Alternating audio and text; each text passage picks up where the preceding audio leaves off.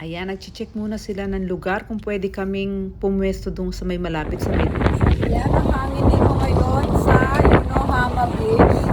Dito sa may bandang sa Katabo. Hindi naman halata sa buhok, lalo malakas ang hangin.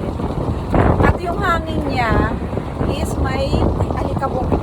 Yung hangin kasama kaya yung kabalat mo, puno na rin ang alikabok. Ganon.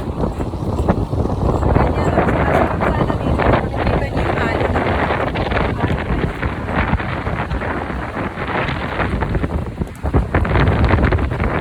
Lakas ng alon at malikas ng hangin.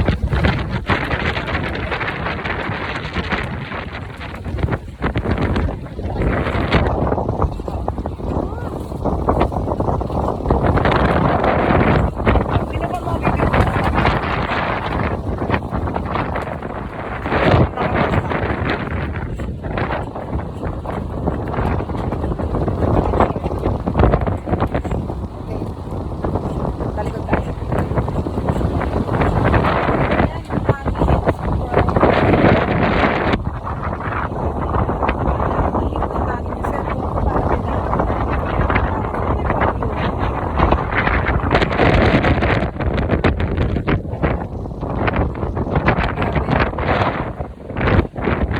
Kita nyo naman gaano kalakas ang alon. Yan. Super lakas ng hangin. Napunta na kami kanina dito, malakas ang ulan. So, lumipat kami ng pwesto para kumain lang. Ngayon, tinry namin bumalik ulit dito. Gaganon pa rin. Wala nang ang ulan, pero malakas ang hangin. At, diba, yun din dahil dinadala ka na ng hangin ka. Kita nyo naman, sobrang lakas ng hangin at may konti pa siyang pag-ulan, kaya hindi kami natuloy para mag-overnight sa beach. Naghanap kami ng place at ayan, nakakuha naman kami diyan sa may Funagata. First time Dito to kami guys. natuloy ngayon sa Funagata. Magka-camping daw kami. Eto na nga. Ang dilim pala dito. Talagang camping. Kuwayo. Ano yan? Video lang. Ayan ang mga kasama ko. Hello guys. Ito sa damit. And then, hindi. Ito sa damit. Not ito yet. sa damit. Ito sa Ayan, sila. So, yan. Ano Lahat. ready na. Merong tent. Ay, huwag kayo lumapit. Ito sa amin, may upuan kami. Siyempre may kanya-kanyang upuan. And then may kanya-kanyang Ito sa tent. katawan.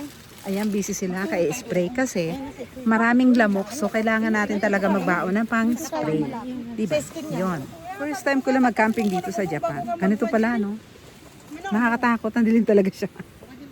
Ayan. Ang aking mga friendship there. Ayan sila. Hi, guys. Kita ka ba? Chris, Chris. Hello. Preli. Meron kami mga pagkain dyan. Ito na, mainit na yung ano. May gamot naman. Ayan sila. Mainit na yung baboy. Ano yung papa? Siyempre, may pulutan kami at iniinom nilang tequila. Siyempre, inom din sila. Aray, ayan. Ano nangyari? Masakit yan. Nananadya siya. Binato siya ng ilaw. Ano to? Yung katabi ba? Ayan. Ayan.